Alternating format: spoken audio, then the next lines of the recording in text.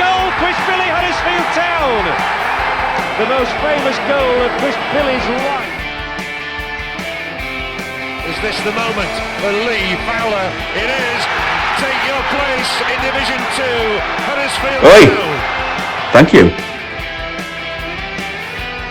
And Steve Simonson's boots now. He's missed. Steve Simonson clears the frame of the goal and collapses in a heap of tears. Huddersfield Town are promoted. Mustafa Schindler has a chance to write his name in Huddersfield Town legend. And he takes that chance!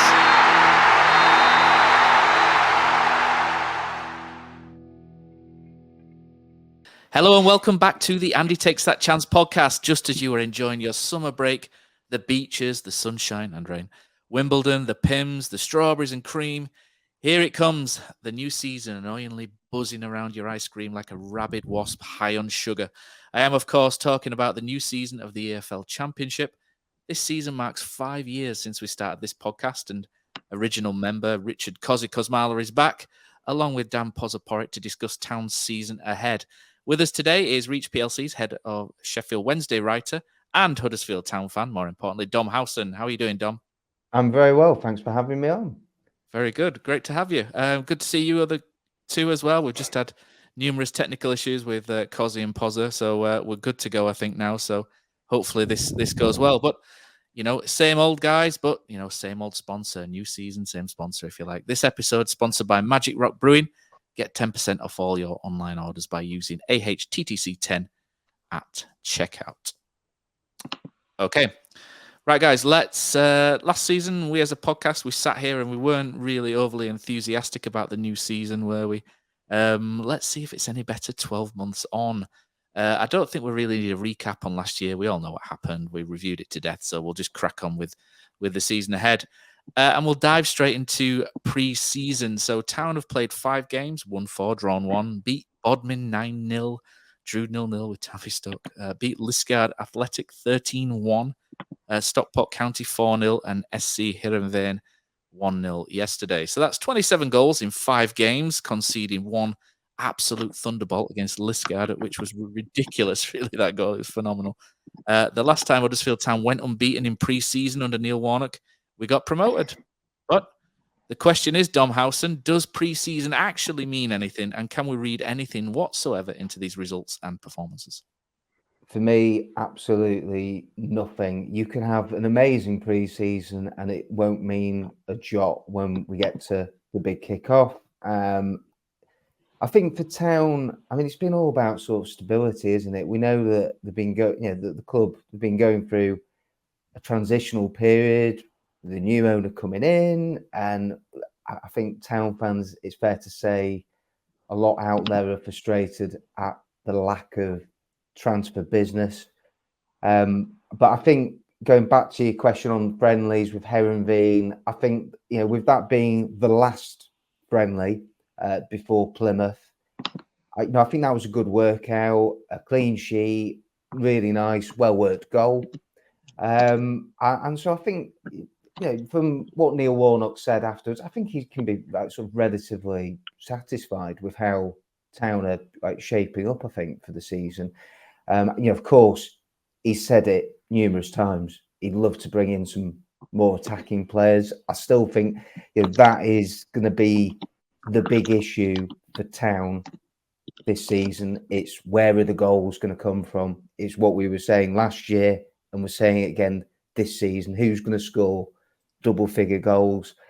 But you've also got to look at it sort of positively and go, well, Neil Warnock, this is his first chance to have a proper look at Utah. It's his first chance to work with Sorba Thomas, who he said if he'd been at the club, he would never have let go last season. And you know, they could be 2 big players. You know, Lee Nichols came back for the final 3 matches of last season.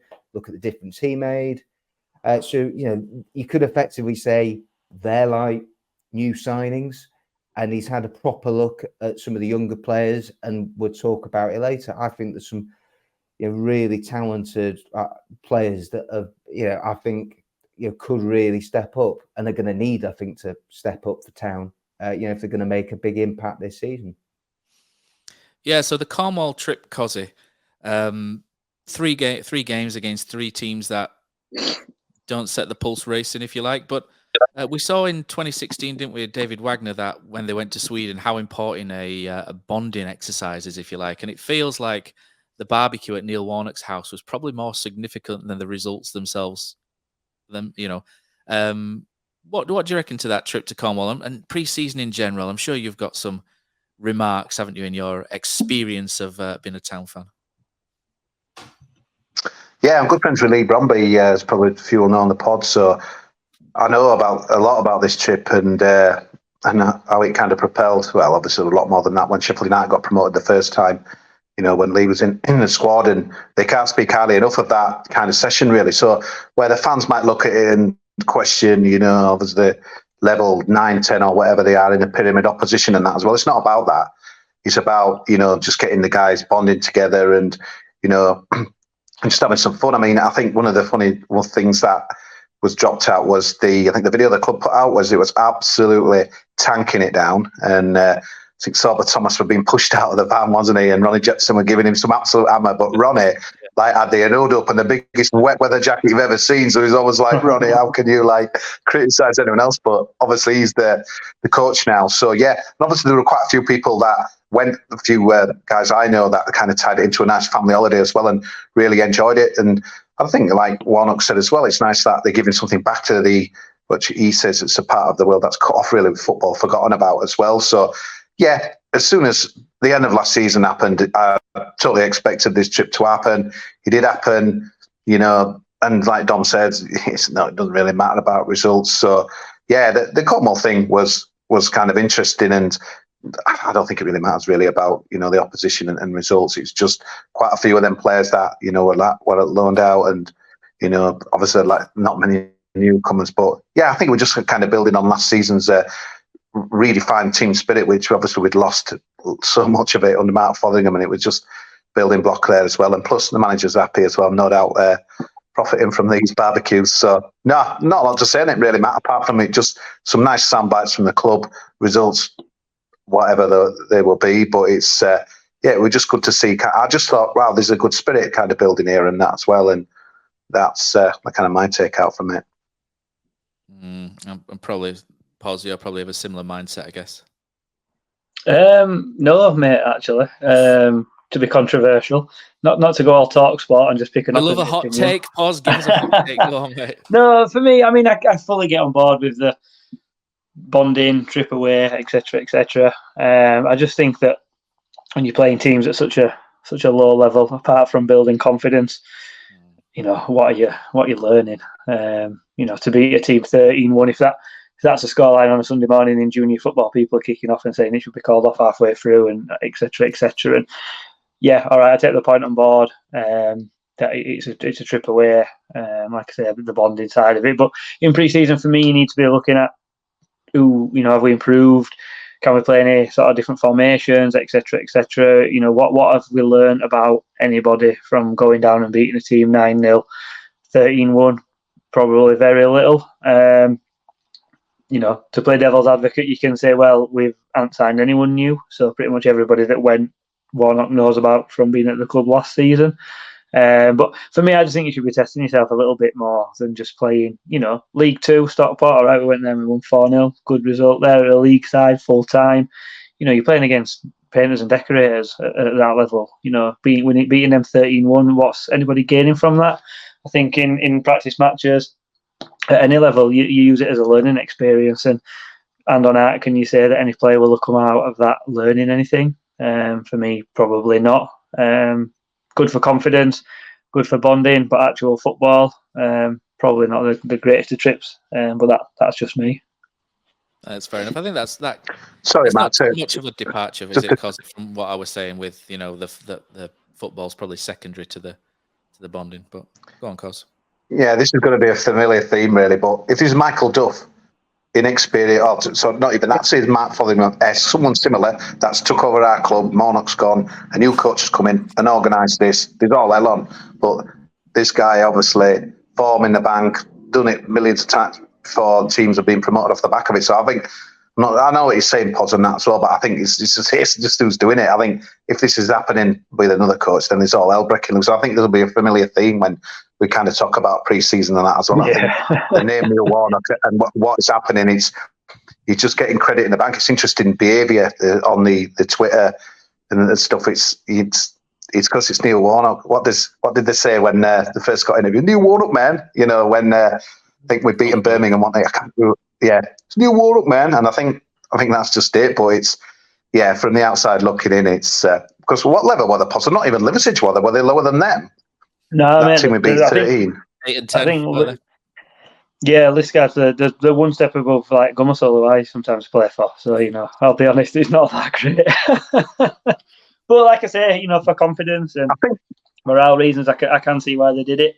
But I just think, you know, pre-season's a good time to test yourself. And, you know, people talk about, it's minutes in the legs and fitness, but how hard are you running against a team like that? You're not running 40, 50% for me. You can beat them just by strolling around. So even as a fitness exercise, it's probably not the best. But, you know, we'll see, won't we? As you say, because everything seems to be because Warnock at the moment. That's the reason. Whenever you try and question something, or, you know, maybe look at it from a different point of view than everything's rosy and sunshine, the response from everything at the moment, or everybody, is, well, Neil Warnock. So yeah, he's got the credit in the bank, and time will tell if, you know, all these because Warnock things that people are kind of aggrieved about, you know, are put to bed because of it. I'm sure we'll come on to that later on.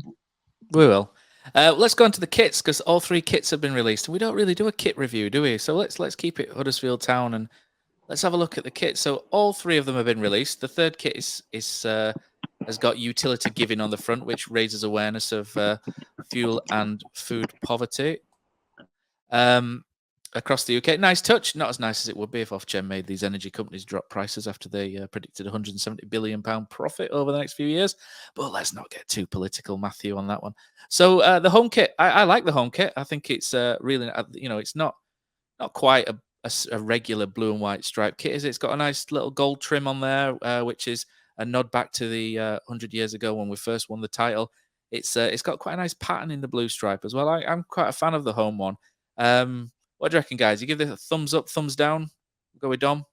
Yeah, I'm not like one of those who I don't get particularly excited when the kits get released every year. I mean, personally, I don't think that a home kit should be every year, but I completely understand why clubs every year always release new kits. That seems to become the modern thing. But I do actually really like the home kit. You like, say, the golden trim, and I think it is a really nice touch what they've done with the third kit. So yeah, no, I think that the kits seem to have gone down really well over the last few weeks. You two guys, Koz, have you got this? Have you got the kit yet? No, mate. It's not something that I know how tight you are, Poz. So you must be. Yeah, I've got 2 kits to buy from it. So then at them prices, I usually do without. But I think Dom's right. The home kit, it's blue and white. It's unoffensive. I do like the away kit. The lime green. I know, Matt, you've got different views on that one. I think I didn't like it when I first saw it, but as I've seen it in the flesh in the shops, and also, you know, I think we were at Stockport, didn't we? And I've grown to like that. And I think the black one again is a nice touch with the, you know, the charitable side of it. I do find it kind of ironic that it's, you know, to stop cost of living, yet it's still priced at £50, but obviously we can't be in control of that. So, you know, and I think the £2 charity donation explains, you know, quite a lot in regards to how tight margins are with kits at clubs like Town. So, you know, I'll be the first one to moan that a football shirt shouldn't be £50, but if we're only donating £2 out of 50 to the charity donation, it kind of tells its own story about how much Town potentially will make off every sale of a shirt. You know, you're probably looking at £10 maximum, I'm sure. You know, I think we had Luke on before, didn't we, in regards to, you know, pricing of kits and stuff. And, you know, I'm sure he'll tell you that the margins for Huddersfield Town due to volume are not as big as, you know, what we'd like. But yeah, all in all, you know, the football kits, they'll be here for 12 months, and next 12 months we'll get another one. So yeah, I'm quite happy, to be fair. Kosi, I know you're a massive fan of Umbro, aren't you? So get fired in, mate, to your favourite kit manufacturer. Yeah, it's how weird was that unveiling third shirt because I'm like, oh, dark blue, and it was black. It was the most incredible thing ever. I hadn't had a drink and I had my glasses on, but it's like, do you remember that dress 3 years is ago on that? Twitter? Where is it green or is it gold? Do you remember that? Yeah. Yeah. It was weird because I thought, is it just me? But then I was looking at the comments under the tweet, and it was everyone else on that as well. But yeah, God, is he still running it with taste? I just thought the home shirt is just kind of similar to designs we had like a couple of seasons back. But yeah, I like my colours, Matt. So obviously launched with a spectacular away wins in Cornwall and Stockport. So with but there's definitely one be on my sexy frame in the next 7 to 10 days, mate. But I'll leave you guessing which one. He's going to go for the green, isn't he? It's definitely the acid. What do they call it? Acid lime, don't they? Acid lime. Yeah. Acid lime. If anyone's got children, it reminds me of snot. One of them bottles of Prime. Dave Benson Phillips getting gunged. That's what it reminds me of. Yeah. It reminds me of a bottle of Prime. You know, the bright green that everyone goes mental about. It does look like that. So I'm presuming with the away kit designs, we're kind of targeting maybe that market because we seem to have moved away from the traditional sort of black and red stripes. To be fair, it's different, isn't it? I think what Dom said there was good, about the blue and white. It's blue and white every year without fail. It can't be not blue and white. So you make your away kit vastly different every year, and it is different, which is good. I hate the design. I'll be honest. I really don't like the green kit. It's just a color preference for me. I think goalkeepers are green, and everyone else should wear different colors. But the acid limes, a no from me. I like the third one. I do. I didn't like it when I thought it was navy blue, but now I've seen it up close with the black. The sponsor on the front detracts a little bit from it, but I really like the shoulder trim on it. I'll probably buy all three for Charlie, but I definitely prefer. I think the home one's smart. This home one for me is the best one. Poz, if you think £50 is expensive for an home shirt, have a word with my friends sponsoring the Ellen Road, mate, this year. Jesus, I think there's a 65, and I think there's others that month. Sure, that West Ham one were like 75 or something. It's one for another topic, innit? But the world's gone mad, man. And it's like our training shirt. I love them too, but £45 for a training shirt. But you were going off topic, but I know it's just great kids.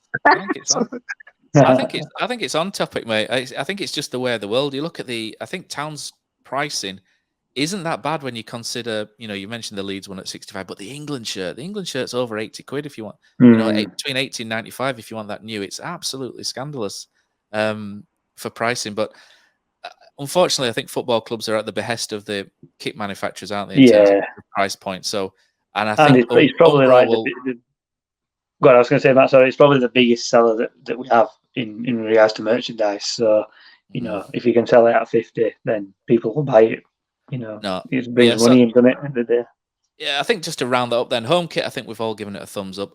The lime green, I'm giving that a thumbs down, but I think Cos, you're giving it a thumbs up. I don't know Dom's thoughts on the acid lime or the third one yet. Let's decide whether that's a thumbs up or thumbs down. He's got them in his wardrobes, Dom. I saw before we went on air. They're all hung up. It might grow on me as the season goes on. But it's a grower, not a shower, is what Dom Howson says. That's Move on, Matt. For God's sake, it's getting worse. And the third kit's all right, isn't it? So. Yeah, no doubt all three will end up in lads' wardrobe, so they'll get the money out of me. So. Yeah, of course. We'll say we don't like it, but we know we're going to buy it. So we'll all buy one. Just shut up, Matt, and give them your money. That's a let's move on to brass taxes, and let's move on to the squad, because Dom mentioned at the start about lack of Town fans. You look on social media, there's a little bit of a furore, and I'm as guilty as anybody about lack of signings. I want to see some action as well in that, but. Kev Nagel is very active on Twitter, so is Pozza with Kev Nagel, shall we say? And he has said that there is. He's coming around for tea tomorrow, mate. We're best mates. Hey, you're on fire, mate. Let's see if you're on fire in the kitchen as well. But so we'll have a look at the squad itself. I think there's a lot been put on Neil Warnock, isn't there?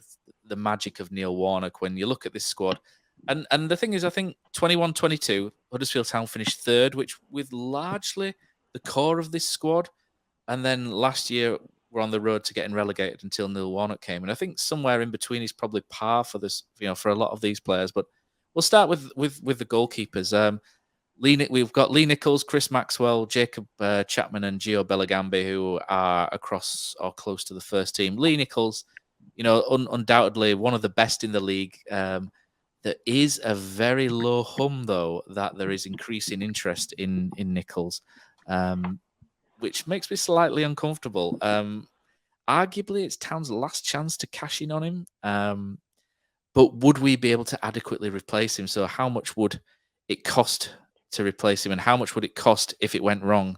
Is certainly, because there's no doubt about it, Lee Nichols is the type of goalkeeper that can keep you in this league or get you in the playoffs. So the cost of that could certainly outweigh a transfer fee that you would get from him. I'm hoping he stays. For me, Lee Nichols, undoubtedly number one. Chris Maxwell, fine number two. Did a good job at Preston. I remember liking him at Preston. Blackpool, he seemed hit and miss. Decent shot stopper, crosses into the box, a little sketchy. Seems a good guy as well. He seems very much at the one at the heart of the community with stuff that he did at Blackpool, and things like that are important to Huddersfield Town. So I think as a character, I think Chris Maxwell as a number two and a character seems a good signing. And Chapman and Bellingham are just two young lads, aren't they, trying to make the way and possibly need a loan this season and maybe an incremental loan and a higher level for the season, lads. Dom, I'll throw it to you first for the keepers. It's probably an easy one to do this, isn't it, if there's no interest in Lee Nichols? Yeah, the goalkeeping department is absolutely fine, but like you say, I think it's imperative that Lee Nichols stays. He's one of Town's best players. He's a match winner. He's going to earn Town a lot of points this season. I think, you look back to last season, first half of the season, he did make, I think, a couple of uncharacteristic errors. But I think over the course of the piece, you've got to say that, he's very consistent. And yeah, that would be a huge loss to Town. And I think he'd be a really difficult player to replace. And let's be honest, I don't think they would actually command a huge transfer fee for Lee Nichols with his age either. So I don't think it would be in Town's interest whatsoever to get rid of Lee Nichols. I think if you were looking at cashing in on any more players, there'd be other players, I think, in the squad that I'd be looking at before I'd be looking at selling Lee Nichols. But you'd like to think too that with the outgoings that we've already seen this summer, that hopefully Town don't have to get rid of any more players or move any other players on. It really should be more about adding to the squad and then potentially loaning out some of the young strikers, whether that's Phillips or Harris or whoever else. I was a little bit surprised on the goalkeeping subject that they got rid of Bilopic. Can't even say it. Bilopic. Yeah. Yes. I've got him to discuss as well. We'll throw that in there because I was disappointed with that. I'll go down to my outs here for the goalkeeper. So I'll just round up the outs, Dom, while we're onto it. But Ryan Schofield left the club. Sad how it worked out with Ryan, because there's nothing better than having a Huddersfield Town fan playing for Huddersfield Town for me. I do like that. And it's a shame that it didn't work out for Ryan. Thomas Vatslik, Josh Mafsari, Michael Roxburgh, Sam Taylor, and Kozi's favourite Jordan Smith all left the club. Kozi's now trying to remember who Jordan Smith was, but he was a big fan for a little while. They were joined, obviously, like you say, by Bilokovic, which did cause a bit of a stir, Dom, online. I was disappointed because I felt like Bilokovic was a really promising keeper and probably the most promising we've had since Alex Smithies. He's got a little bit of extra height on Smithies. And for me, with some good coaching and a little bit of luck, he could have been the one replacing Lee Nichols in 18 to 24 months, you think? And then from that point, you're probably looking at another £5 million plus keeper. But this is obviously if everything goes well and all the milestones are hit. But to let him go for what I heard is initially a free transfer with milestone payments in the future and sell-ons and stuff, I felt a bit disappointed with that, and I felt like it was possibly a bit of an error on our part. But it's one of those where time tells, and maybe he just ends up being an average keeper and we benefit from the sell-on. But it's one of those where you just have to sort of, and obviously the goalkeeping coach Clem left as well, so that's another topic for the discussion, I guess, as well. But I'll throw it back to you again, Dom. But Bilokovic for me, disappointment. The others not so much, but below, I just felt like maybe it was a bit too soon to cut the losses on that one. Well, with Billow, that's way easier for me to say. I suppose that you've also got to factor in that at his age, he probably wants to be playing regular first team football, and the reality is he wouldn't be getting that at Town, with Lee Nichols there. But I would have preferred him to have gone on loan for the season rather than to let him go. And it just looks a very good, shrewd typical Peterborough signing, where they get young players in, don't they? And then if he does well there, it wouldn't surprise you, would it, if he in a few years did go for a few bob? And you just hope that it won't be one that Town will be looking at, looking back on with any sort of regret. I don't think any of the other players, we might come into, onto those in a bit. I don't think any of the other outgoings, I can understand completely why they've done it. And I think, there was a lot of players on the fringes that Town did need to move on. And I actually think they've done some really good business there. And then you also, put Simpson into the equation with him going out on loan to Northampton. I think Town have been quite sensible with what they've done with the outgoings. Bring the other guys in. Anything to add on the goalkeepers, chaps? I know there's Nichols is obviously solidly number one and hopefully still our number one for the future. But Kosi, you unmuted first. Anything that you'd like to add on the keepers? No, not really. Dom covered my thoughts, really. Poz?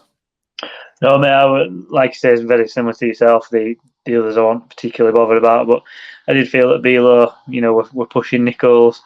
I suppose that the only thing you can say is that if he's gone, hopefully Nichols will stay. That's maybe the thinking. However, I do think it's a little bit short-sighted. Like Dom said, maybe go on loan if Nichols is potentially, I don't know how long his contract is, but if he's only got maybe one season left, Bilo could have then stepped in. But he signed a new one, didn't he, Nichols? I think he's quite well. Is he a bit longer? In that case, it kind of. I mean, I had a bit of a rant about it on Twitter, but I think it were there, and we've kind of swapped a backup keeper for a backup keeper. But if he's pushing for a move and wants to play, there's not a great deal you can do. But it is a little bit sad, and I do think it's a little bit short-sighted. But it's been and gone now, innit? So you can't do all about it. Yeah, let's breeze through the right back. So we'll bring Kosi in first on this one. So Neil Warnock likes to flitter, doesn't he, from a back four to a back three. So having a full back who can play a wing back feels essential a little bit. He's brought in Tom Edwards. I know a couple of Stoke fans, and they absolutely assure me that he's terrible. Loves a beer off the field and picks up injuries. So that was great to hear. He played okay against Heerenveen. He obviously picked big Kyle Hudlin out with the direct ball, which started the goal, which was great.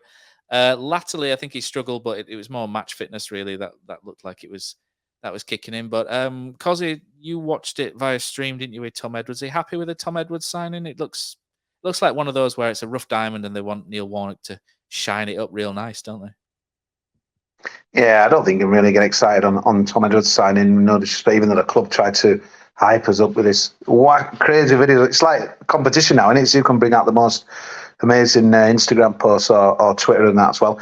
I know to counter the Stoke fans, Matt, I know a few Barnsley fans who thought he was brilliant and until he got his injury, but obviously that's a league below, so and that as well. But I think it's just your typical Warnock signing. The one thing that I'm thinking is like, why alone? The Stoke want him back. Is he just Warnock's here for 1 year? And that comes on to when we mentioned, we haven't got many incomings to think about really, just him and the keeper. But it's like, I just thought once I heard Warnock was staying, it was going to be a problem for us in a strange way of, if you're a footballer, you like to look ahead, I would say, more than 1 season, 2 seasons, 3 seasons. If you know Neil Warnock's going, it's like, I mean, there's got to be nothing to do with it, why Edwards just signed for the rest of the season, but it's just like, I just think you surely want to know who's, if we've got a new coach and I suppose I'm talking myself out of this really, because people have 5 games without a defeat and then they're sacked by Christmas or even earlier than that. 14 months? I think it's 14 months, isn't it? The Championship manager lasts on average. I'm just thinking, Matt, and I've heard whispers that, players we were going for and they're not even A, wanting to send the players to play under Warnock, B, young players and stuff. So I in a way, that Warnock's a big positive for us and kind of a calming influence, and almost feels like we can get away with your Tom Edwardses, etc., and Maxwell's and stuff. Maybe I'm being a bit cruel here, but I just think he's hindering us really, because I just think if you had kind of a coach, again, I keep mentioning Michael Duff, but there's obviously loads of others out there, but it's just like, I'm just thinking you're in a queue and you're looking at me and think, right, Huddersfield Town, they're not going to pay me much. Neil Warnock, that football, not going to be great. And why people were using it as a positive, and obviously the transfer window's still to come, that, you know what you're going to get. And obviously you'd like to think Josh Caroman's like kind of looked at it and think, yeah, Neil Warnock, I've bought into him and he can make me a better player, and I'll sign my new deal, which I think big surprise. We'll come on to that later on. But I don't know. I think it's interesting having Neil Warnock with negotiations, Matt. I could be totally wrong. We could sign 3 amazing young academy prospects from Arsenal or whatever, or in the rest of the window. But if I'm a player and there's other teams after me, I'm thinking, well, this man's ain't going to be here for another at the end of the season. Why should I go? Listen, you're not going to get paid a right lot, and I think it's I'm kind of chilled with Warnock, but I can kind of see the other side of the argument. And it seems to me whatever we get in to me just seems right. Warnock said to the end of the year, I'm happy to play under him till the end of the year. Let's just do a loan. And I think we'll see a few of these signings at the end of the season. He might be a good move, Matt. It's a bit dicing with death for me when we only just stayed up and, like you said, trusting him to keep us in the division. But again, there'll be a lot of people might be watching this thing and talking out your backside. But I just think we're not going to be getting any sexy players under Neil Warnock and the constraints of the budget. So to me, when this was signed, I thought it's classic Town as we stand at the moment and classic Neil Warnock's business. I think I do understand. You can flip that, can't you, Dom? Yeah, I'll let you go, Dom. You go. No, I was just saying, I do understand where Kosi's coming from, because the fact is, it is a risk, right? With Town, in the sense that Warnock pulled off the Great Escape, 7 wins from the last 15 matches to keep Town in the division. Warnock agreed midway through June that he was going to come back and he'd do one more year. And I do think, Kosi might have a point that, some players might be put off that they don't know who the manager is going to be in 12 months' time. But I think it is more for me, I think it is more just the budget that he's working with. And I don't think Warnock would have come back if he'd not been told that you're not going to have a lot of money to play with. And that, I think he would have known the parameters that he's working within. And that he must have been happy enough because he saw that last season he got a tune out of the squad, that he's still, got now. Only Tom Edwards and the second choice goalkeeper has come in, so they haven't, increased competition for places. If anything, they've just trimmed the fat of the squad, haven't they? Is what they've done. And so it does feel like they're sort of banking on the Warnock factor that. But there is something to be said about that, because at least there's stability there, and maybe that is what the club need right now with Kevin Nagel, while he's trying to get everything behind the scenes and the whole operation of the football side. And we've seen the board's been restructured. Jake Edwards has come in, so I think maybe we do have to sort of bear that in mind. Really, that the bigger picture is there's just been a summer of change, is what it's been. And we've not actually seen that in terms of first team players coming in, but there are 5 weeks to go with the window. And the Premier League loans that you were just saying there, Kosi, the domino effects of the Premier League loans, that will only come into play the back end of the window when the Premier League squads finalise the squads, the 25 mans, and then they go, right, these youngsters can go out on loan to here. Do you think, Neil, if you're you know what everyone likes to play now, Dom. And I didn't think Warnock's football would be as bad as some people were painting, although there were some bad games. But if you're a Premier League, we've been beneficiaries of some really exciting, loan signings in the past few years, obviously, with some bad ones as well. But would you be sending a young player to work under a Neil Warnock? Because let's be honest, I don't think he's well liked by many in the game, Dom. I think that's a bit of an issue, and I don't know. I hate comparing everything to the Wagner time because it's different, but it's like he came in at the end of that season. We had a little, and we kind of signed a certain player to get in. It almost feels like to me, Dom, that it's like, right, one season, give us 18th place, stability. But what's the name of the club at the end of the season? Because I hear this sorting out business, but it's just like, are we going to get loads of Tom Edwards or 6 Tom Edwards so they all disappear at the end of the season? Or it feels like we're working on some kind of constraints from what it feels like as well. I don't think the truth's really come out on that. I didn't think Kevin Nagel's kind of interview really give us much about that as well. So it feels to me we're working on constraints. One won't be cheap, that is for sure. And I don't know, I just feel it really weird at the start, Dom. Maybe I'm naive. I thought, oh, wow, this is exciting. Warnock's staying for another year because he fancies another Premier League push. Maybe I'm getting all romantic and we're really going to have a go with Kevin Nagel and what have you, and shock people. We might do it with a limited budget and limited squad, but it's been totally the opposite, to be honest, mate. And it's just like my expectations are totally reined in, and I've kind of braced myself for dull football, 18th spot, quite a few loans until the end of the season that'll go back. But I'm thinking, but I suppose if the club's sorted out and people are in the place and we've kind of got a vision, I'm not so sure what the vision is at the moment. It's almost like, let's sort everything out. Warnock will keep us up no matter what we deliver. And it's like, I can kind of buy that as a fan after, a few seasons of all over the place. But it's just like, at the end of it, what are you thinking? And again, it's a bit maybe complacent thing. Whatever we bring in, they'll keep us up with Warnock. And I'm just thinking this is the toughest season we've ever had as well. But then you see a few things today. Which team was it today that had in trouble with the finances again to add to another one? What it, Matt, that we put on our internal communications channel? Yeah, Peterborough.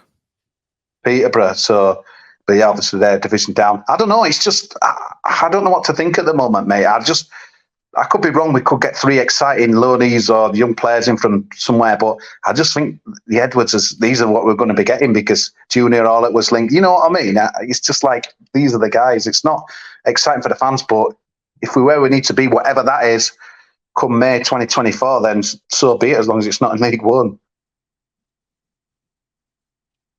I still think that the players will want to play for Warnock. When you look at his reputation, 8-time promotion winner, I still think that there is a pull factor there.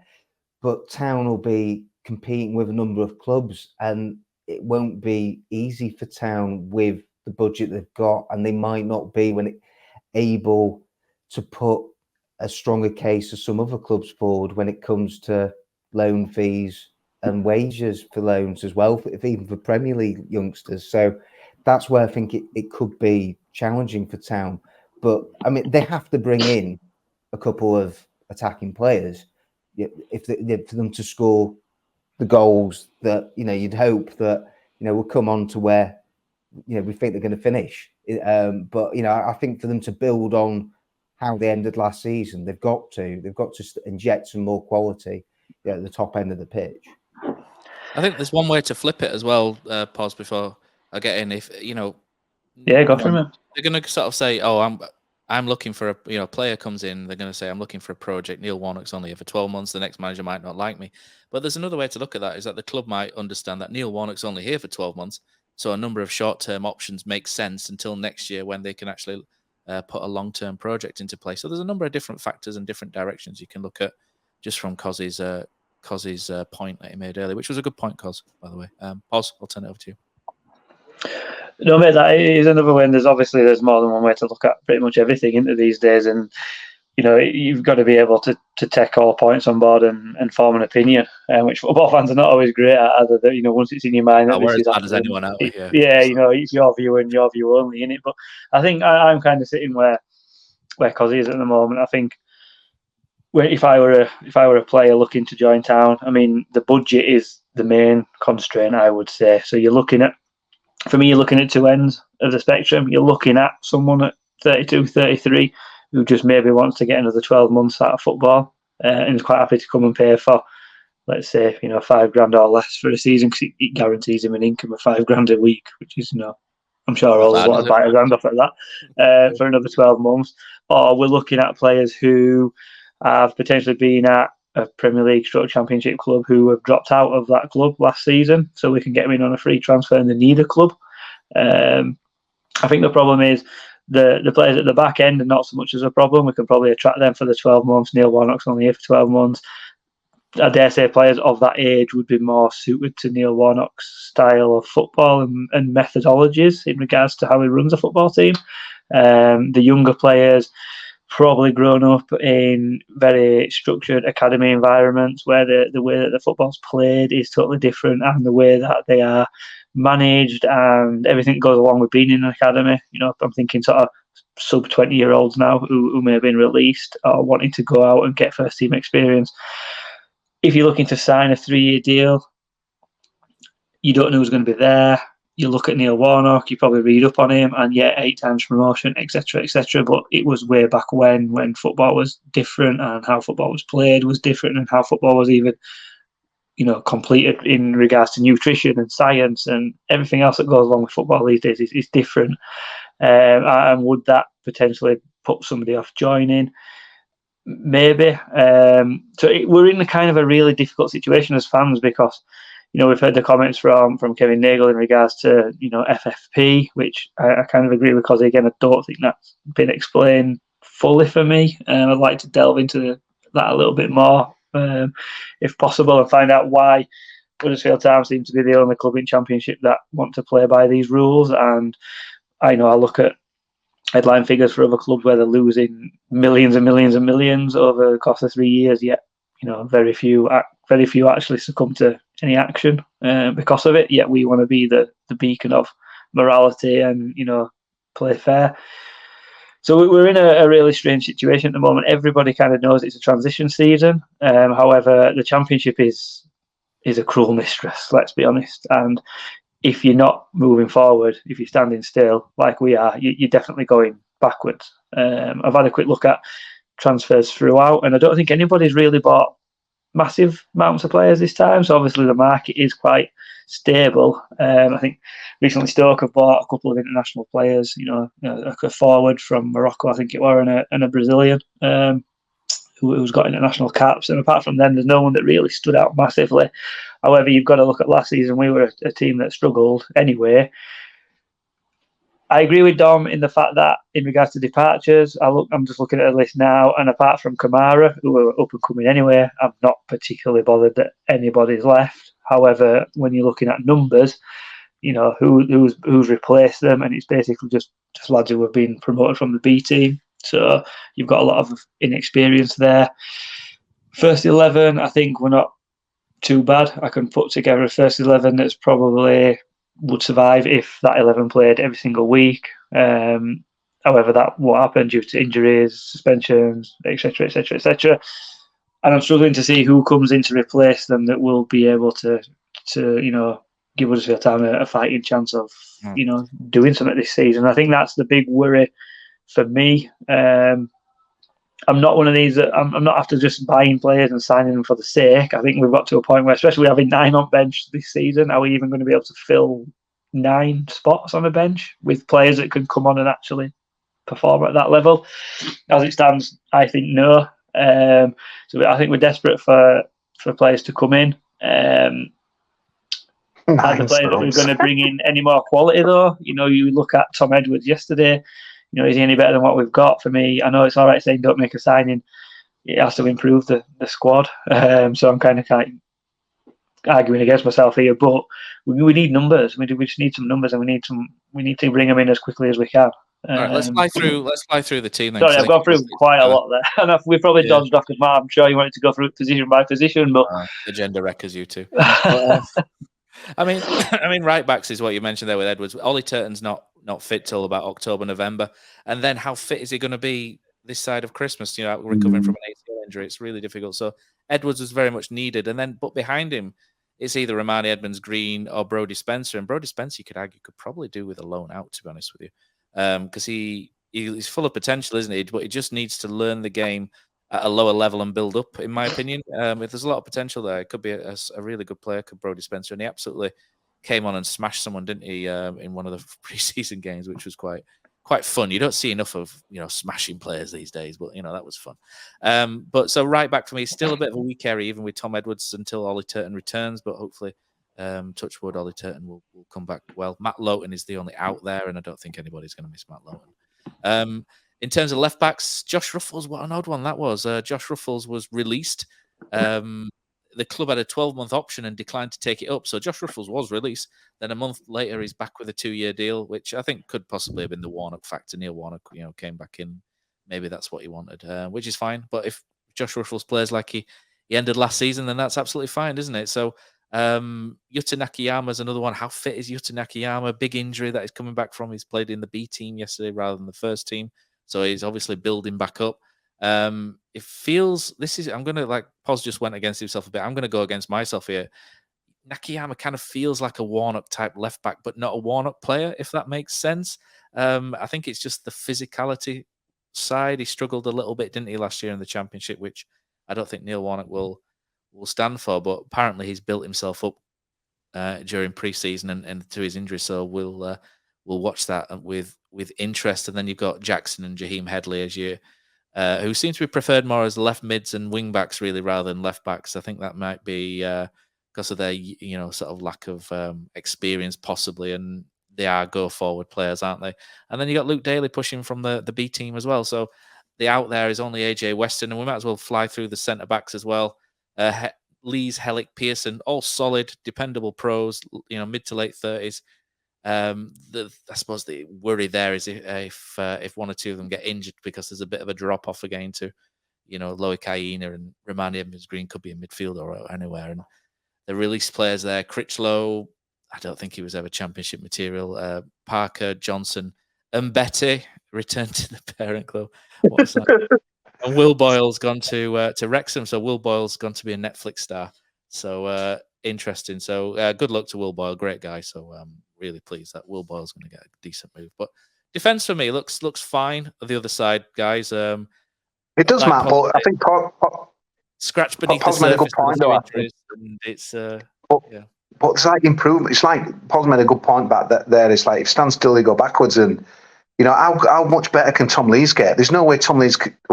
I hope he proves me wrong, but there's no way he can play as good as he did as a playoff season, and he didn't obviously reach the match last time. At his age, he's not going to get much better. There's quite a few players there, like you say, Nakayama. How fit can he be? He wasn't exactly tearing it up when he was fit, so. It's a long way to come back from, and that's and that's a bad injury on the back of the injury that he came back from, and he got injured straight away. There's a lot of question marks. It's like a bit of doom merchant, but defence, to be honest, is the least of our issues. But you're looking for improvement and there, and I'm just not so sure. It feels like to me that we're pinning so much on some of these young players, mate, next season, and maybe rightly so. But we'll come on to the attacking players in a bit, but. There's where the big improvement, because I just don't see the senior players. Ward, Hogg, they ain't going to get any better, mate. Injury prone and stuff like that. So it does worry me that kind of as senior pros, oh God, it's a bit of doom and gloom this, but it's all about improvement. It's the hardest championship that I think we're ever going to see. But I suppose a lot of clubs will be doing a similar thing towards and might be doing that. But it does worry me a little bit, Matt. More than a little bit. I think the lack of pace will get exposed at times in defence, centre-back, depending on what formation Town playing. I'd say with the personnel they've got right now, that 3-5-2 would be the way to go. And I think when you're looking at the wing-backs, that's exciting to me, of potentially Headley on the left and then on the right, Sorba Thomas. And so that you could see that there could be a supply line there, but it goes back to what we were saying before about, is there actually the quality of a front two or the top end of the pitch to put the ball in the back of net on a regular basis? I think the way that Town's set up for a lot of Warnock's spell from last season, the importance of getting the first goal, and they didn't do it enough, but they're going to be aiming to do that more this time around. I think that will be the problem for Town, is they don't want to be chasing games. If you go behind, you're not looking at it going, if Sorba Thomas hasn't scored a lot of goals for Town, will Josh Koroma perform the way he did last season? There's a lot of question marks when you go all the way through the squad. Danny Ward got 5 goals last season, after scoring, 13 the year before. So what Danny Ward are we going to get? And he's getting on a bit. Is he going to play every week? These are all the question marks, and that's where I share everybody's concern here, really, of where this is where Town have got to strengthen numbers and the quality in the next few weeks. But I do think there will be some additions, and you just got to hope that they're the right ones. And it's what Pozza was saying before, and he's spot on. There's no point bringing anyone in for the sake of it, just to beef up the squad a bit. It's got to be someone who can come in and seriously hit the ground running. Let's fly through. We did that in January, Dom. We've got I'm not quite that. So midfield, I've got a big issue with our midfield. I really do, and I know Neil Warnock often bypasses a midfield, doesn't he? But my issue really is we've got Jonathan Hogg, haven't we? And I said last season it's probably time to give him the Dean Whitehead role, whereby he maybe comes on to see games out, or you play him in specific games. His injuries mounted up a little bit last year. He finished the season injured. Halfway through the season, he was injured. He's injured now. Hoggy, absolutely love him. 10 years, solid service.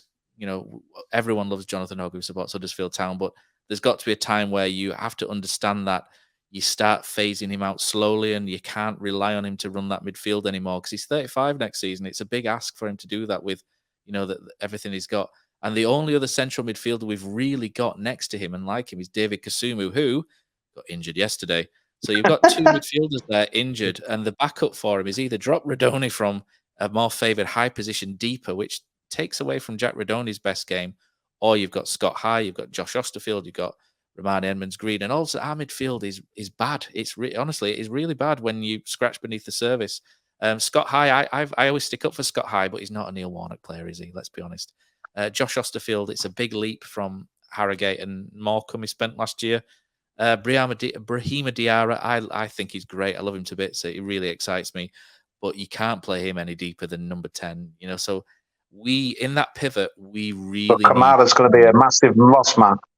I really liked Etienne Kamara's a huge loss then for you, more than Yeah, Dwayne Holmes could play there at a push. I know he played all over, but he could play in there as well. We needed a central midfielder last season. We didn't get one. We need it even more this season, in my opinion. We need someone. And I did some articles online with central midfielders, and essentially got Jonathan on, and I did a matrix of experience. And you've got Jonathan Hogg right up here with 34 years old, hundreds of appearances, and then all the rest are right down at the other end of the scale. And you've got no one in the middle who's in their peak years, having played over 100 games. And Huddersfield really needs someone. I saw Dan Barlasser from Middlesbrough was available, and you just think somebody like that who could sit at number 6 and dictate a little bit and get around, or somebody of that mould, because our midfield could potentially get run ragged next season if Hoggy and Kasumu are out. Dom Howson. Well, yeah, no, I was going to say, so are you thinking, you said Dan Barlasser, and he's barely played actually any games at all for Middlesbrough since he I saw that he was January. maybe available. So it's just a little thing I saw where Middlesbrough might make him available, But you're right, though, it's somebody like that to dictate play. But I mean, essentially, Town want a midfielder that can do a bit of both, can't they? That's going to sit, be a bit of a destroyer, defensive midfielder. You're right. I mean, I know that you guys have banged on about it on this podcast the last few years, haven't you? About Town have to move on from Jonathan Hogg, and we have seriously reached that point now, haven't we? Of where the Town can't be looking at it this season thinking they're going to get more than half a season out of Jonathan Hogg. Right? You've got to be realistic, and he's not going to play 3 games in a week. That is going to be difficult for Jonathan Hogg.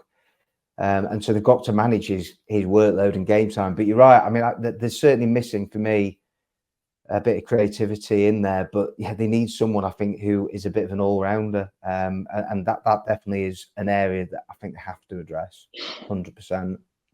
You in agreement, Kosi, Poz? Because we'll move on quickly. 100% in Hogg. Hogg should be. You almost got hung in the town square. I said years ago. Yeah, people were banging on my door trying to attack me because I dare mention that Johnny Hogg should have been, not given a contract a few years ago. So for me, I agree with you, Matt. He's a Dean Whitehead now. He's not there to start every single game, and he's there to come on to try and shore things up. But yeah, I think the point that we're making about Hogg, enlightens the point even more that the depth is not there. If you're looking at Jonathan Hogg not being there, who's kind of on his way out anyway, and there's no one to replace him, then we're struggling, aren't we? Kosi, I want to speed this up a little bit because Pozza obviously needs to go pick. Get me on the Pat Jones. I'll talk positive now. But yeah, I am bringing you right. Pat Jones, man. I'm bringing you onto the wingers because Josh Koroma and Sorba Thomas wide. Underneath that, you've got Pat Jones with his injury problems, Jackson and Headley, sort of more left back kind of options. Mahoney and Aaron Rowe unwanted. Again, it's the same thing. Koroma and Thomas, if they don't play 46 games or get suspended, get injured, there's not a lot behind it again, is there? And Town are a bit short here for me. And we will caveat this by saying there's a month left to the transfer window finishes, so we do think there will be signings. But as of right now, out wide, we lack options, don't we? Yeah, we do. And I think we're hoping that's going to be not the case in a month's time. But yeah, I want to go Pat Jones. Honestly, I know it seems a million. Well, it was almost a calendar year, doesn't it? That goal at Norwich, but Pat Jones got himself the route. Pat Jones can do things that I think I'd love to see No him one else do, can man. for you, It's- Kosi. Is that what you're doing? Yeah. But the trouble is, you cannot. This is a guy who's barely strung any games together. We cannot expect anything of Pat Jones. And yet, as it stands at the moment, we are going to have to be, expect something. To me, he's one of them 9 subs, mate, every other week. Fingers crossed he stays fit. But, he can dictate a game, he can change a game. And yeah, Thomas, I'm very excited to see. It was good to at Stockport last week. The fans kind of got behind him and that as well, and that makes such a difference. I think I kind of felt he was probably thinking, what I'm going to get from them sat in that other side, because obviously what plenty said when he went. But yeah, but of course, Matt, obviously if 1 or 2 gets injured and Karoma, you can't expect that form to continue. Can you imagine if he hadn't signed, Matt, we'd have been an even bigger mess, wouldn't we, as well? But yeah, I think people talking about, the lack of depth in midfield, but it's ifs and buts all over the squad. But at the end of the day, we just scraped up, didn't we? Look, thanks to Neil Warnock. So we were hardly going to sit here a few months later with a reserve goalkeeper signed and a reserve right back and yes, we're ready to go. We're nowhere near ready to go. But yeah, Saturday we try out at Plymouth. It's someone put it nicely to me there. They said that if everyone stayed fit, they'd be confident the first 11 that we've got to pick from, obviously this before Kazuma went off yesterday, would be good enough to stay in the division. But this is obviously injuries happen in football, so you can't say that, man. All about beneath the surface, isn't it? And that's the problem for Town. I don't know if that was a film. Wasn't It just feels, Matt, there's so much riding on our young players like Diarra and stuff, and I suppose in a way that's good. It's like, we need you to deliver. You've got to do, but they have to. It's not. We should be saying to people like Pat Jones, it's a bonus if he delivers, and really that's how it should be. But I'm just looking at things at the moment. Him and Diarra have got to, as it stands, they've got to deliver next season for Huddersfield Town, from my opinion, to stay out of trouble. But I don't like it when so much is riding on young players. But some of them might sit here and think, bring it on. I want that. I hope so because Diarra, Jones, there's so many of them potentially excellent, aren't there? Key and Harrett, there's so many that you could really ignite, and we are reliant on that. But it'd be absolutely magic if it does happen, and you obviously want that to happen, because there's honestly there's not a lot better things in football than someone coming through the academy, someone local and just smashing it. It's fantastic. But Jim Headley, Matt. Yeah, sorry, just finish on Headley. Excited, mate. I remember that Sunderland away last year when I sat with that home end, and they were, oh my God, don't let this guy have the ball again, because he would just ramp it. Yeah, half of the time crosses were going all over the stuff. Yeah, he excites me so much, mate, as much as Pat Jones. But again, we can't, or should we expect so much? It's like, he's still a young guy, isn't it? He's got Jackson to rotate with and Ruffles. Yeah, Ben Jackson, we're all right there. So that's actually quite strong, that area. But up front, Poz and Dom as well, we've got Tyrese Simpson's gone to Northampton.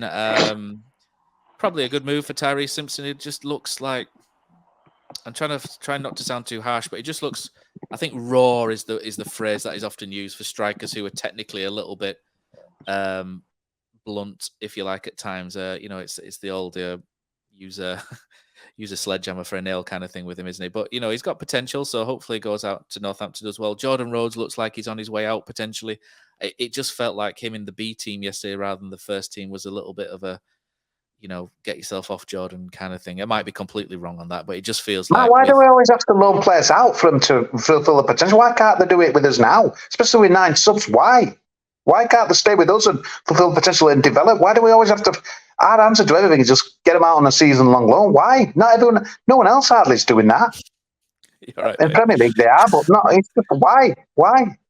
Well, Kyle Hudlin's the one mentioned this morning, isn't it, with a potential loan to Port Vale, and Hudlin's played well this pre-season. I know he's very... we're going raw again, and it's a big leap from scoring against, Liskeard and all that up to the Championship.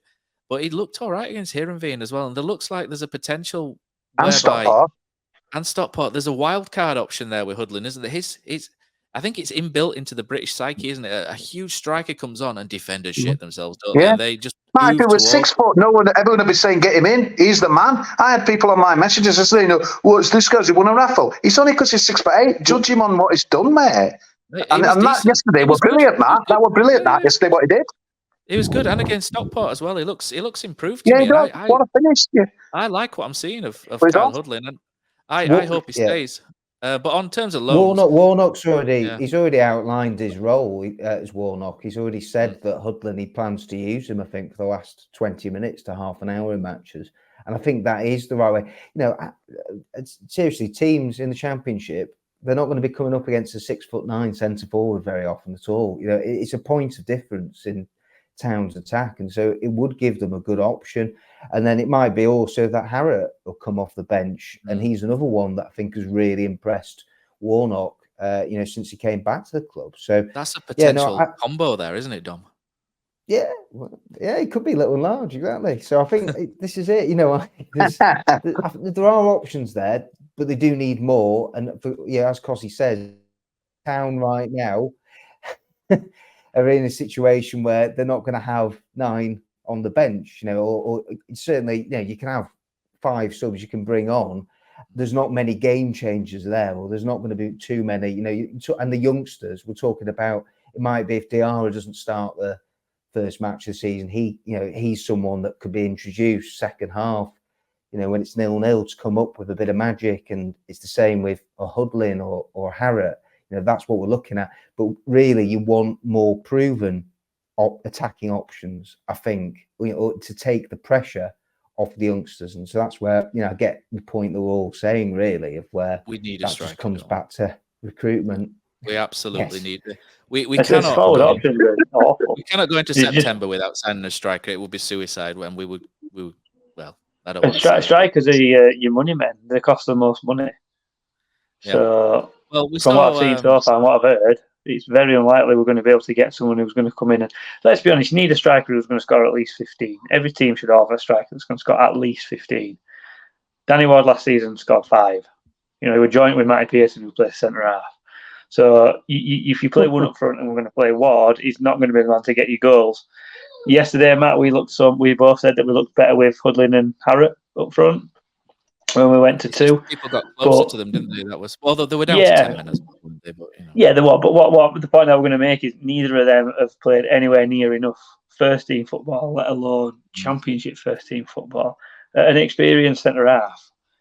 All right, Harrott came on at Watford and got a goal pretty sharpish, but they're not gonna get you more than 10 each, I wouldn't suggest. The best bet for me there is Hudlin, literally because, as Don just said, is ridiculous. You don't come up against that very often. It makes you nervous that he's that big as a centre half. You don't really know what to do. Once they figure that out, once scouts have watched him 4 or 5 weeks, that gets taken away. That surprise element gets taken away. I am ridiculously concerned about our chances of scoring goals this season, massively, because last year we had Koroma that chipped in, we had Humbo that chipped in. I mean, they got 4 and 3 respectively. Matty Pearson got 5, but there's no one even in midfield that I would hang my hat on and say they will get you 10 goals from midfield this season. There's nobody. I can't for the life of me see where people. I can't understand anyone. And again, we'll go back to what we started about at the side. You question this, and everybody just goes, "Yeah, but it's Neil Warnock, so it's fine."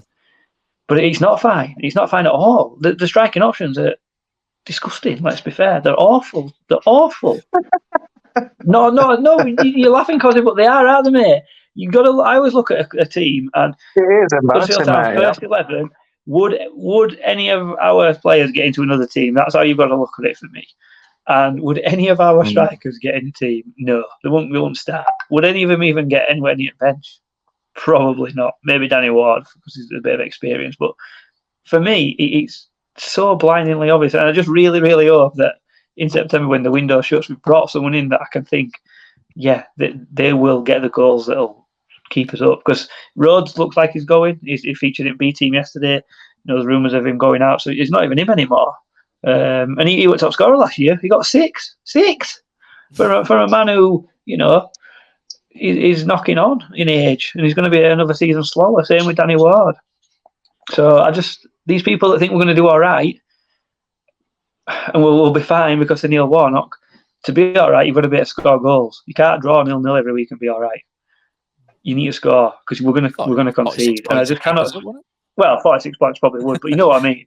You're not going to drive 0-0 every week because we're going to let some in. But when we go behind, where are these goals going to come from? Where are these goals going to come from this season? Because nobody can tell me that at this moment in time. It's all It's awful. Risky. When you look at it on paper, though, it's awful. It is. It really is. It's big. It's going to be a big reliance on set pieces. It's going to be really important. And so that's where Sorba Thomas comes back. I was really surprised to see Ben Jackson whipping out swingers in yesterday rather than Sorba Thomas's in swinging corners too. But even Thomas's delivery yesterday, Matt, they weren't great, was it? Let's be honest. He hit a couple in that were very poor. No. Anyway, let's move on. We've analysed the squad. We think we need Sorry, a I had a bit striker, of a a winger, guy. I had to get off my chest. Really, we need 3 quality players, don't we? We need a central midfielder. We need a wide player, or maybe someone who can play 10, and a striker, maybe 2 strikers. So I've liked the look of Kean Harrett in pre-season, and Kieran Phillips is someone who did well out last season on loan, but his injuries again really hold him back, and it's a sad story for him. Pause. I don't know if you need to drop off. Is still available. No. Do you need to drop off? Just on Harrett there, Matt, like you said, you like the look of him, and I like the look of him, but he's not gonna play 46 games and score you 30 goals, is he? You might like the look of him, and he might play 15, 20 games and get you 5, but that's not enough. It's not enough goals. No, but you get enough. I'm not having to go at you there for saying that. I'm just making the point that it looked good, but you're not going to hang your hat on him, are you, and say he'll keep us in. No, well, you need Josh Karoma to get double figures, don't you? You need Harrett to get 5. You need Danny Ward to get between 5 and 10. You need Hudlin to get 5. You need the centre backs all to get 5. It's it's going to be a tricky one, but I think that's where we're at the squad. Poz, do you need to go, or are you all right for 5 minutes? We'll probably wrap up in a few minutes. No, mate, I'm good. I'm good to stay for a bit. Okay, good. Right, so I think what's also difficult, we talk about transfers and stuff, and the first 5 games are really difficult on paper, aren't they? I think the worst time to play a promoted side is straight away. So we've got Plymouth away on the first game of the season. That to me looks really tough. The best time to play a relegated team is usually early on, and we've got Leicester at home on the second game of the season, which is probably the perfect time to play them, to be honest, because there's not going to be many good times to play Leicester City next season, let me tell you. Middlesbrough are up quite early, and they're going to be interesting. They might take a while to get going. I've just couldn't even beat Bradford.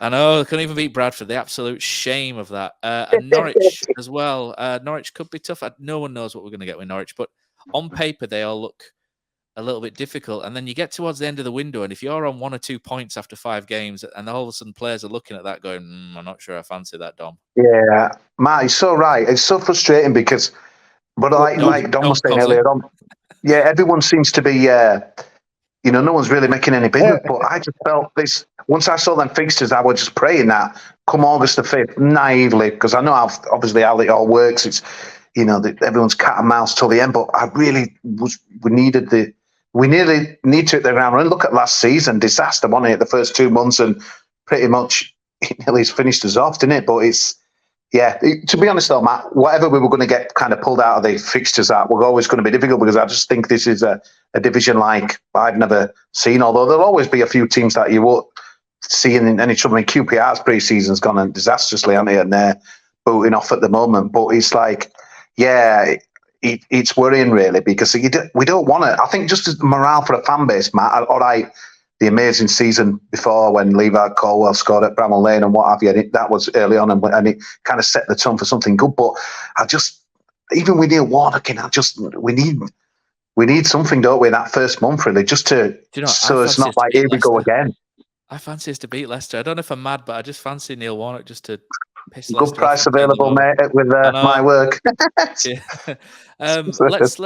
Let's look at how people think we'll do next year. So I did a Twitter poll yesterday, which was pretty much saying we'll be back recording tonight. What we want to know is your expectations for next season. P.S. Make more poll options, Elon Musk. Yeah, so you don't get to produce a long list of positions, unfortunately, on Twitter these days for the polls. Mate, not Twitter. X. Oh, what's that about? It's like his spaceship, isn't it? But automatics, playoff, mid-table, and relegation scrap. It's all a bit vague. 2.6% expect automatic promotion. I think that might have been tongue-in-cheek. Playoff, 7.4%.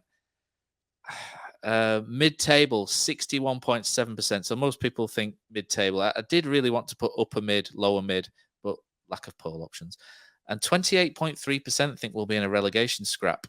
I didn't vote, but I'm one of those 28.3% who thinks Huddersfield Town will be scrapping at the bottom end next season. And that's quite simply because we lack quality, we lack depth, But we do have Neil Warnock, which is a plus. So we've got a 46 game. But I think this is a 46 game relegation battle. I make no bones about that. Matt, I think we'll stay what- up, but I don't think we'll be comfortable for a lot of this season.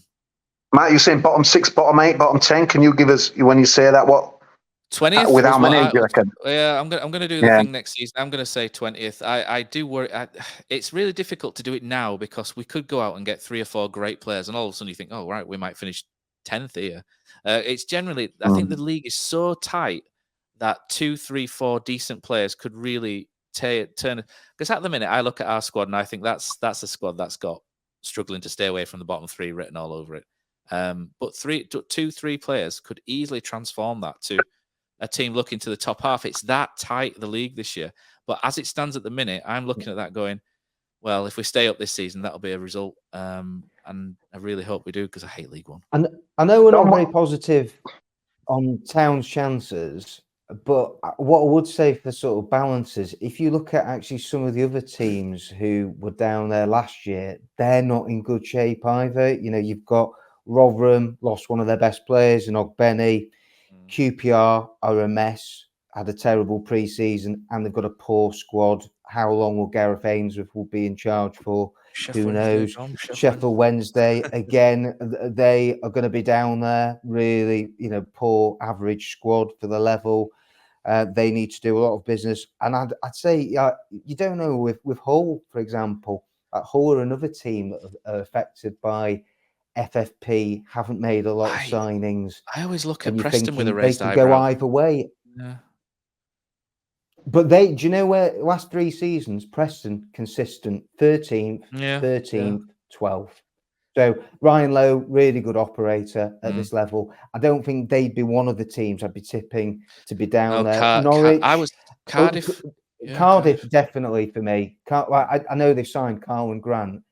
I still look at Cardiff and think they've brought in an unknown Turkish manager that it could go either way. It could be a big success, or again, he could be gone within a couple of months. But there's not a lot of positivity around Cardiff either. So I think you've got to look at it. So rather than us being good, Dom, you're saying that someone's bad as us. Championship, and so rather than our qualities being, you're kind of saying there's others as bad. That's giving us that up rather than us being good. I'm hoping it doesn't come down to that, Kosi. No, I'm like what Matt was saying before about Leicester. Town gave bloody noses to some of the top teams last season, beating Borough at home. We didn't expect that, did we? Or Millwall away was a surprise, and Watford away. I can see Town raising their game. I know Watford weren't in and around the promotion race by the end of it, and were in a bit of a mess themselves. But what I'm getting at is that I think Leicester and Middlesbrough, those matches will take care of themselves for Town, and it will be how they perform again against the teams who we think are going to be in the lower reaches of the table. I look at it though, and I think, right, last year you had Wigan with the financial issues, Reading their financial issues, and I always look at teams who potentially might have financial problems to sort of predict them in the bottom 3, and Birmingham are always one of those sides, but Birmingham are often flying this summer. They've made some great signings, so they potentially could be pushing upwards. And so that's when I look at Cardiff, and I look at, I know you might want to not say a lot about this, Dom, with Sheffield Wednesday, but I look at some of the noises that their owners made at Sheffield Wednesday, and they are a bit strange, and losing Darren Moore as well looks like it was a bit strange as well. So I look at Sheffield Wednesday and I think there are teams down. QPR in absolute meltdown. But I do think with QPR, I think if they got rid of Ainsworth and appointed someone decent, then that might come around full circle. But there are teams down there who are worrying like us as well. I don't think we'll go down. I just think we're going to flirt with it. I think we're going to have real peaks and real troughs at certain points this season. And it's all dependent on how we do towards the end of the month in the market. And I generally think if we don't sign anyone, we're going to really struggle. We're going to really struggle towards the bottom end. But if we get 2 or 3 decent players at the end of the month, then also my prediction starts to skyrocket further up the league, because we do have a good manager. We've got some good players that he can get the best out of. It's just making sure that when those players are suspended, injured, not available, etc., that we have people we can rely on, and there are no glaring holes like midfield, for example. If that gets fixed with us, I think that will be all right. It's just if we don't fix it, that's my worry. And I think the longer it goes on, the more people there is a naturally worry, don't nucleus they? of a decent team there. Yeah, definitely. Defensively, Helik's Yeah, outstanding for us. I I do love get him. that. Yeah, but yeah,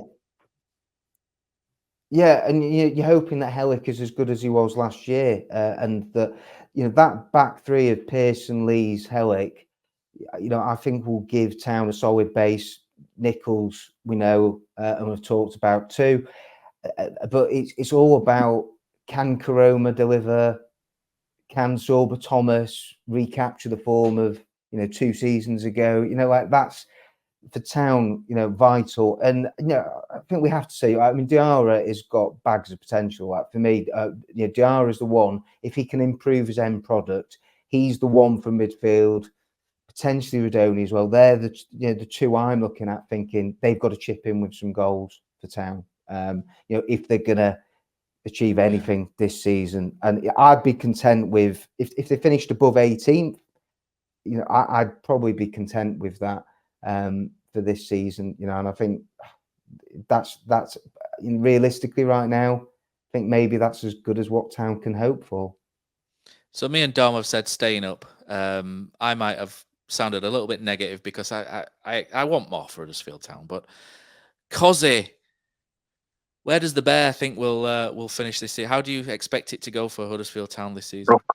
It's really difficult, like we were mentioning. It's just where we are at the moment compared to hopefully these 3 signings, Matt, we want in and that as well. But again, I just think it's going to be a big long scrap. But I think that what if you want to see some good football, Matt, and we look quite good on the counter attack, but I just feel most of our games are just going to be played on the counter, mate. And I just think I'd love to see a Town team that's got the ball. I could be wrong, and he might surprise us, but I don't counter attacking football. I don't want to see many games more like that Blackburn game, on Easter Monday. I know it might have been a bit of a freak game, but it's just like, I want to see it on the front. Good, wasn't it? We were good at Sunderland on the front foot. Yeah, we were good. That, don't you? Yeah, but they obviously have to come at us to try and get in the top 6. But yeah, I think we can all, you mentioned 18th, Dom, and I think, to be honest, I'd take that, kind of now. But just playing some good football and having a squad, the Nagel kind of revolution, shall we say, you can, as a club, with some exciting young players, move forward and one up ready to go and finish 18th, knock a few big hitters off the trail, maybe a cup run. That'd do me, to be honest with you. But it's such a strange season because we've never known a season where a manager's going to be there for one season, isn't it? It's like Ancelotti's at Madrid. I mean, it's totally different, obviously, there with what he's got to play with, but just someone saying, right, I've got one more year, and they're saying I'm going at the end of the season, which I know we've heard that before with Warnock. I think he might stay. He might be here till he's 18. It's unprecedented, but it's. But like Dom says, a lot of clubs there, but underneath the surface that are in a bit of a trouble as well. But I don't want to rely on others' misfortunes to stay up, and pretty much that's what we did last season. I want it because we've been good and we've shown a lot of quality, and yeah, it's them young players that are going to have to step up unless. We get some decent recruits in. So I think what I'm trying to say, Matt, I think I'm getting a big scrap, but I think 20th, but deep down hoping Warnock can produce another miracle, man, and get us higher up than that. We've got 3 of us saying staying up here between 8, well, around the bottom 8, I think we're saying. Pozza, surely you're going to bring it down here, aren't you? Surely. I can see it in your face. You're going according to many, because we've got Neil Warnock. Because of Warnock, we're undefeatable. We're going to win league with 100 points and never lose. But no, seriously, I think if we were starting, we are starting the season next week, aren't we? With the squad that we've got, and it's stayed like this, I think it'll be a season of struggle. I just can't see where we're going to get enough goals from to enable us to stay up. To be perfectly honest, as it stands, there's a lot more time to come before the window shuts, so it is difficult to predict at this point an exact finishing point. But for me, if it's anywhere above the bottom 6, we've had a really good season. It's hard to say whether we'll, nail on relegation or nail on survival. I don't particularly pay that much attention to, other clubs around us and what they're doing. I look at us and see what we've got. And at the minute, I don't see a lot, unfortunately. But, I I think the thing with the Warnock thing for me is, and I fully take on board everybody's points that he is Neil Warnock and that he's a great manager, etc., etc., etc. I just see it being a totally different situation for him this season than it was last season. He came in at a point where we had absolutely nothing to lose by appointing him. If he kept us up, he did. He's an absolute legend. He would have been a legend had we gone down because of historical links. My thinking is, what if we have to a bad start? What if we have a start similar to last year? What if at Christmas we are bottom 6, 7 points adrift? What happens then? Do we stick with Warnock and just carry on plugging away at the season? Do we get rid and bring someone in? There's lots of movable parts in football, and then it's very difficult to predict from between now and May what will happen, because little pockets of 10 games can happen where you lose 9 of them, and all of a sudden someone gets twitchy and something ridiculous happens and you sack your manager, or you can win, 9 in a row and all of a sudden be fighting at top. So I find it very, very difficult in modern football to be able to predict, for 46 games. But as it stands, I agree with you guys. I think we will struggle. I don't think we've got the quality. I certainly don't think we've got the depth. I don't think, you've got 9 subs, you can make 5. Who's going to come on and change a game if we are losing? Who's going to come on and influence things? So, yeah, I mean, unfortunately, I think it will be another season of struggle if we survive. And, at the end of the season, it is that transition season, and we, bring in a new manager, and the whole ethos and the whole attitude of Huddersfield Town changes. For me, it will be worth it, because it's a short-term kind of negative season for a longer-term investment, and that's where I am at the moment with Town. If that is the plan, then that is the plan. But I do worry that if we don't put enough into the immediate short-term plan and we drop down to League One, then the long-term plan suddenly changes dramatically. The income streams come in again. There's not that to worry about. So I'm just really hoping that this gamble that we seem to be taking at the moment with Warnock coming back and this kind of lack of movement in the transfer market pays off, because if not, it could be disastrous long term. So yeah, nice and positive there for me as always. But I'll say we'll finish somewhere in bottom 6. I won't say where. Bottleless. You don't dare say it. You don't dare say we're going to go down just because of the backlash, do you? There's a chance, and I don't think anybody on this. I don't think anyone on this podcast or who even watches Town can't be a little bit wary that there's a chance of us getting relegated. I can't understand. I just everyone can have their own opinion, and I'm happy for everybody to discuss. And I'm quite likely I'll take people's points on board, but I won't use words like deluded. But I do think these people are kind of living in a Neil Warnock bubble, that just because he's here, everything's all right. And to me, it's not. And I think it's quite right that fans should be able to question that. As we do online, as we do on these podcasts. As you did with Mr. Nagel, didn't you? Yeah, and fair play to him. He came back to me. Chess game hasn't even started, Poz. Mate, well, I joked on our internal communication channel that our pieces are still in the box. I don't even think we've bought the set yet, actually. So, we'll see what happens. But do you know what? As much as it is, I'm looking forward to it. I've got my season ticket. I'll be there, and I'll be supporting the team and the lads as best we can, as will everybody, that goes down there. And, as a football fan, that's all you can do, innit? As much as you can have your opinions, you can't really do much more than that. It's not. We're nearly sold out for in your immediate control. It's ridiculous. We've nearly sold out. We've nearly sold out. Yeah, we sold 1,300 and said today there's hardly any left, so it's 1,600. They'll all go, yeah. Right effort, that, innit? I genuinely take my hat off to everybody that's going to Plymouth. I genuinely do. Fair play to you. Yeah, I'm going. And you as well. Cos, are you going to Plymouth? No, mate, I'll be struggling for the first month or so. I'm going to go to Middlesbrough, mate, the big game in the Carabao. I hope I get a seat. Hope I can get it round. Yeah. Fingers crossed. I think we've got some comments under the tweet as well. I'll finish with some of the comments that came through. And Huddersfield Town family said, this is on where Town will finish. He said, I'd say the bottom half. I think right now it's a very tough league, and whilst we performed really well when Neil came in, if we get a few injuries, then I think we could find it challenging. But then who better at the helm than Sir Neil? And I think that there is, I know people are saying, but it's Neil Warnock. I think when you find yourself in crisis, I think the ultimate crisis manager is Neil Warnock, isn't it? So I think there is fuel to that for sure. Lee Morris says, relegation scrap. We have more or less the same team as last season and we're expecting different results? Dear me. Guy Bradley says, I can't see anything other than a relegation scrap. Our team is no stronger than last season. Our squad is no stronger than last season. Said it twice. But the championship is much stronger. Leo says, our squad is bottom 6, but with Neil Warnock at the helm, he'll get us mid-table. Mark says, lower mid-table. We haven't changed anything really and let some depth leave the club. I know it's a week away, but I can't see how we can sort it out to have strength and depth. The Joker, Jay Laverick, says, defo relegation scrap. Club's got no money and no players. But then we'll end on Phil Marston, who says Warnock might well do something amazing. Don't bet against us this season. I think that's the perfect way to round those up. And I think that's a perfect way to end the podcast as well, guys, isn't it? We aimed for 60 minutes and we've got 84. This is maybe something we'll aim to improve across the season. We have taken aboard... Pre-season, we need the practice, Matt. I know. We have taken... we did do a... Brady. What did we learn from today, boy?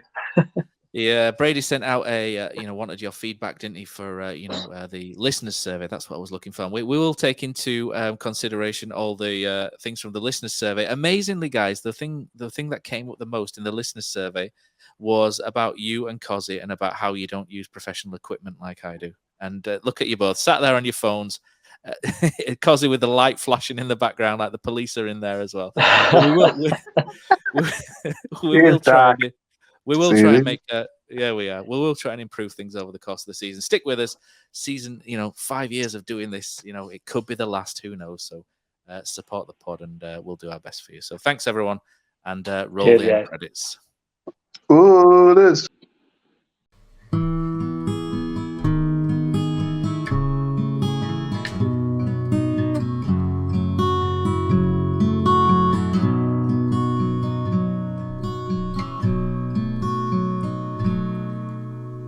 There's a team that is dear to its followers. The colours are bright blue and white. They're a team of renown, and they're the pride of the town. And the game of football is their delight. And all the while upon the field of play, thousands loudly cheer them on the way. Often you can hear them say, who can beat the town today? And then the bells will ring so merrily, and every goal shall be a memory. So town, play up and bring that cup back to Huddersfield. So town, play up and bring the cup back to Huddersfield.